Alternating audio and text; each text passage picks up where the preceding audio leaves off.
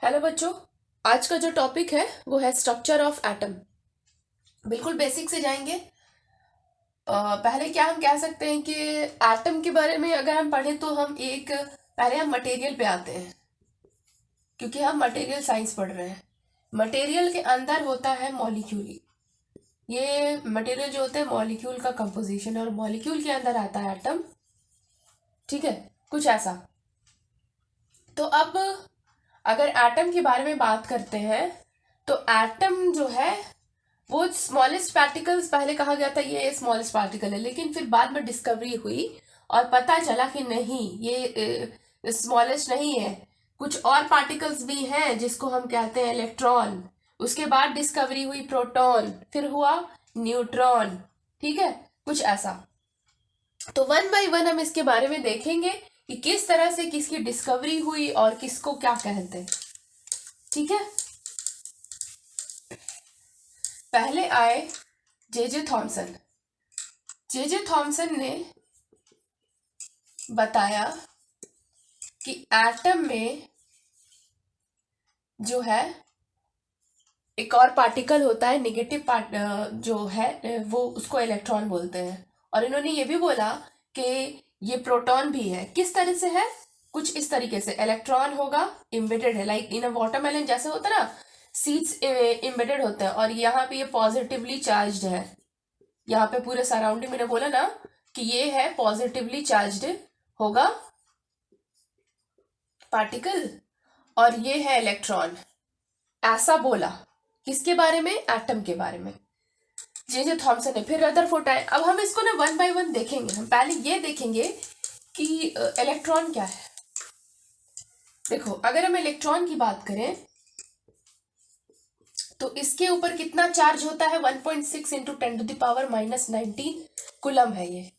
ठीक है, उसके बाद फिर प्रोटॉन भी है। इसका भी जो आपका चार्ज होता है ना, इतना ही होता है। मास नंबर कितना होता है? इसका जो मास नंबर है ना इलेक्ट्रॉन का, वो है 9.1 इंटू 10⁻31 मास नंबर, या कह लो वेट भी कह सकते हैं। ठीक है, ये आपका मास नंबर है, ये प्रोटॉन है। और अगर न्यूट्रॉन की बात करें तो ये 1.67 अप्रोक्स माइनस, इसका चार्ज नहीं होता है, इसके ऊपर जो होता है ना वो इसका मास होता है। ठीक है, लेकिन चार्ज इनका और इनका जो होता है बराबर होता है। ये इतना ही आपको इम्पोर्टेंट है। उसके बाद आते हैं कि कुछ देख लेते हैं आइसोटोप्स क्या है, आइसोबार क्या है।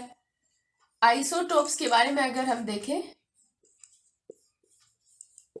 जब कभी भी एटॉमिक नंबर सेम होता है, जैसे कि यहाँ पे देखो हाइड्रोजन एटॉमिक नंबर सेम, उसके बाद फिर ड्यूटेरियम, और फिर आता है ट्राइटियम।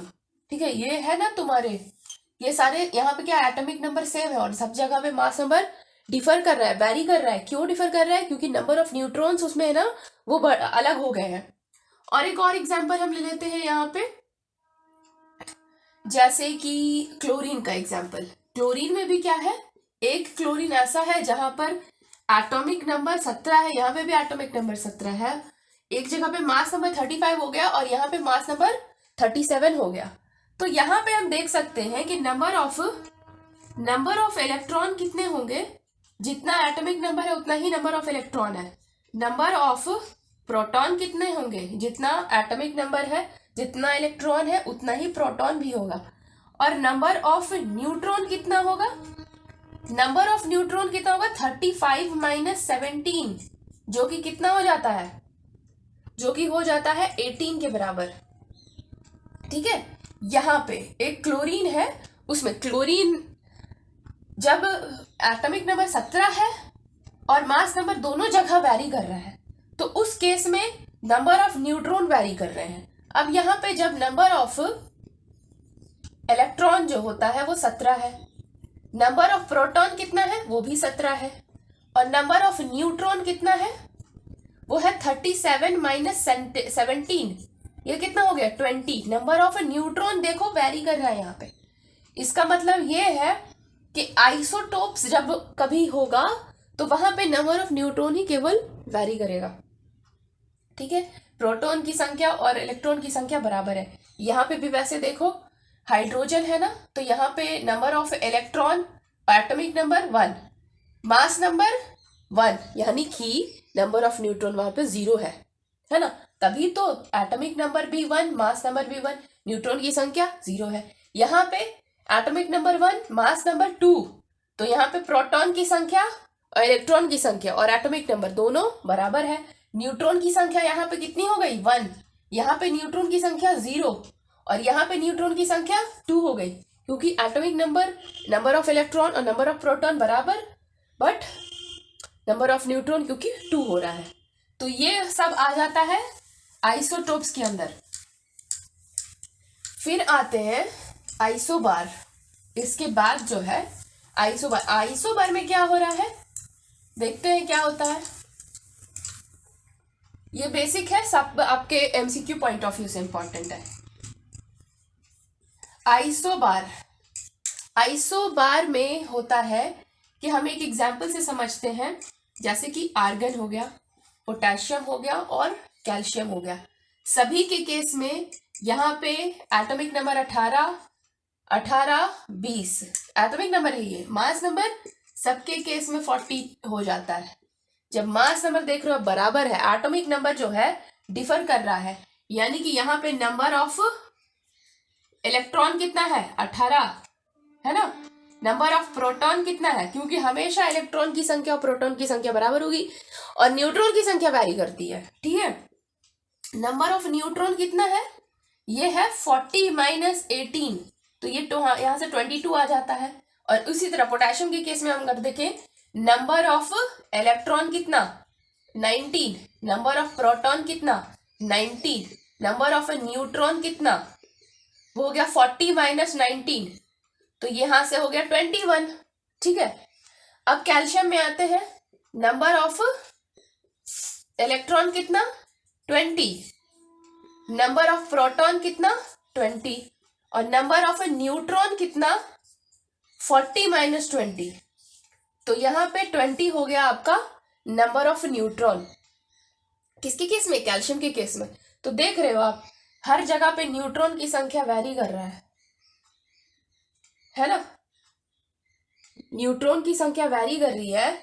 और वहां पे क्या था, आइसोटोप्स में, आइसोटोप में भी न्यूट्रॉन की संख्या वैरी कर रहा था, जिसकी वजह से वहां पे मास नंबर बदल रहा था। और यहाँ पे क्या हो रहा है कि मास नंबर सेम है, बट वो चेंजेस आ किसकी वजह से रहे हैं, क्योंकि यहाँ पे हर जगह पे एटॉमिक नंबर डिफर है, इसीलिए नंबर ऑफ न्यूट्रॉन डिफर कर जा रहे हैं।